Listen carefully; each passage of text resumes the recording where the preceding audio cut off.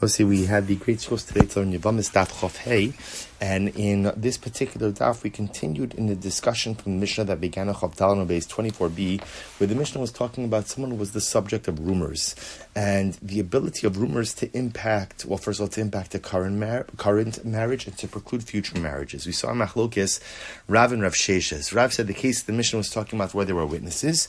Rav Sheshes says that the case the Mishnah is talking about even when there are no witnesses, but rather, again, we're talking about what we call a kala de lo pasik, a rumor that does not end. The Gemara also introduced the opinion of Rebbe, and Rebbe said, well, before we even get, right, Rebbe said that halacha l'maisa, when you have circumstantial evidence, and Rebbe went through 3 different cases of circumstantial evidence where adultery occurred.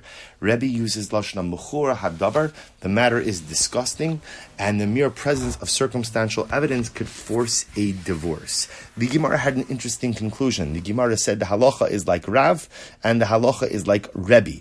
Now, those two conclusions seem to contradict each other, because Rav said the only way to force a divorce and preclude a marriage to the suspected adulterer is with witnesses, whereas Rebbe said mere circumstantial evidence is enough. So the Gemara said, how do you distinguish? The Gemara said very simply, one is talking about a rumor that stops and often is counteracted with an opposing rumor, or in other words, really not an opposing rumor, but is counteracted with a call that says the rumor was false, versus the other opinion holds that halacha l'maisa, if the rumor does not stop, then ultimately, again, it is believed. So the way the Gemara reconciled it was as follows.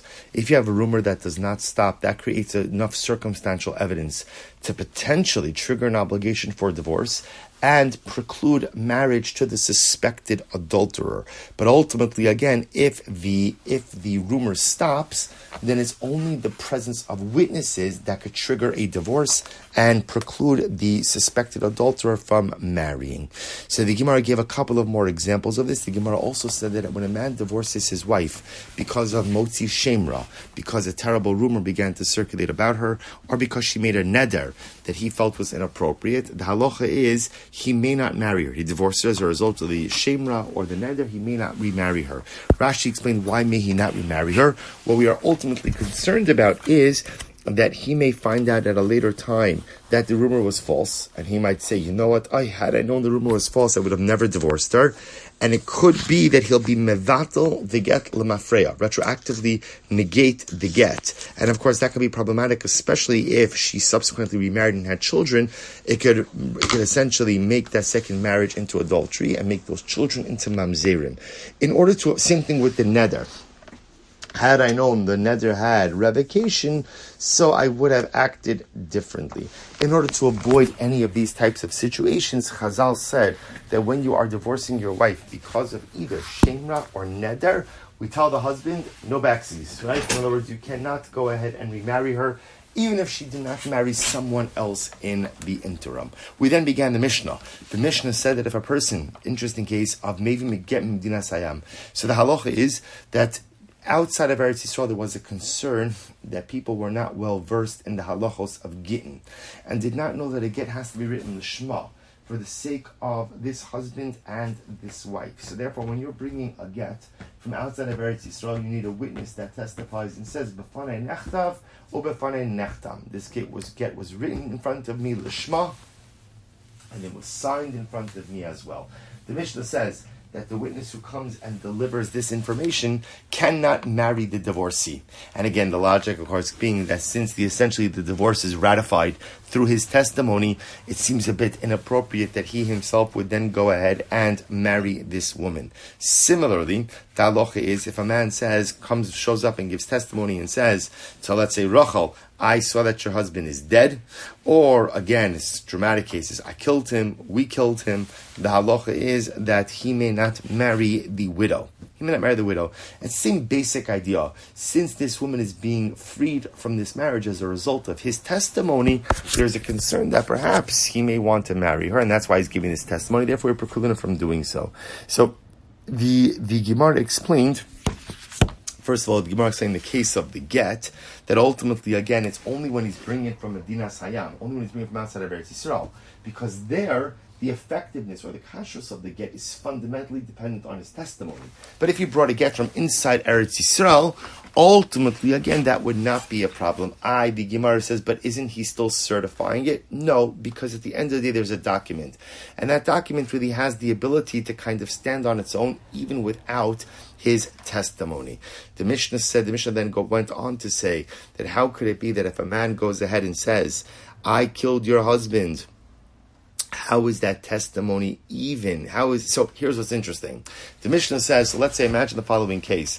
A witness shows up and he says to Rachel, I killed your husband Reuven. So the Mishnah says that the witness is not permitted to marry Rachel. But what we can infer from that is someone else is permitted to marry Rachel. How are we able to believe this testimony? After all, again, we say that halacha l'maisa, ein adam meisemes atzmo rasha, right? A person is not permitted to give self-incriminating evidence, and the Gemara gives a couple of examples of this. That halacha l'maisa, if a person shows up and he says, I committed an avera, ultimately, again, we don't accept his testimony. You are not permitted, or you're not believed to self-incriminate. The mechanics of that are, number one, Adam karov etzel atzmo. A person is related to himself, and therefore, remember again, relatives are not permitted to go ahead and give testimony. And therefore, again, a person is not believed to make himself into a rasha, into a transgressor. To which the Gemara essentially says that halacha l'maisa, what we really do is paginan dibure. We split his words. So when the witness shows up and he says to Rachel, I killed your husband, we hear two things in that statement. Number one, that Rachel's husband is dead. Number two, that the witness killed him.